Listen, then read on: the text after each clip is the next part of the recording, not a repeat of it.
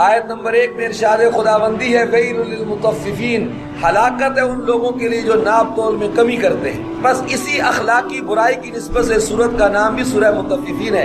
اس سورت میں بھی بنیادی عقائد سے بحث کی گئی ہے، یوم القیامہ کے احوال اور احوال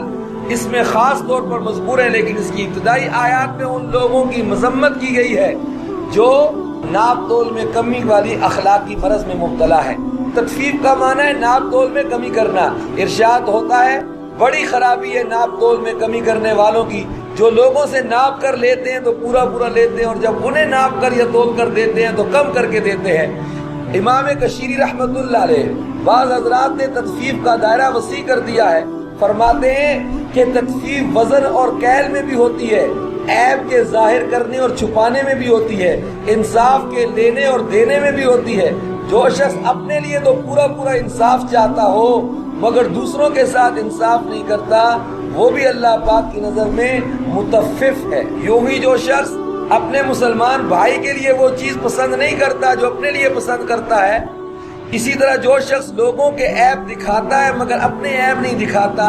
اسی طرح جو لوگوں سے اپنے حقوق مانگتا ہے لیکن ان کے حقوق ادا نہیں کرتا، تو یہ سب لوگ اس وعید کے مستحق ہیں اور ان کے لیے ایک جہنم کی وادی ویل ہے یا ہلاکت و بربادی ہے۔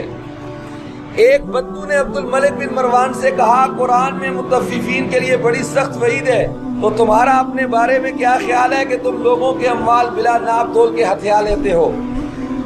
مطففین کی مذمت کے بعد ان سیاہ دلوں اور بدکاروں کا انجام بتایا ہے جو اللہ پاک کے نور کو بجھانے کے لیے سرتوڑ کوشش کرتے ہیں۔ پھر ان کے مقابلے میں ان صلحاء اور ابرار کا تذکرہ ہے جنہیں آخرت میں دائمی نعمتیں میسر آئیں گی۔ سورت کے اختتام پر بتایا گیا ہے کہ یہ سیاہ دل دنیا میں اللہ پاک کے نیک بندوں کا مذاق اڑایا کرتے تھے، لیکن قیامت کے دن معاملہ الٹ ہو جائے گا اور نیک لوگ ان بدکاروں کا مذاق اڑائیں گے۔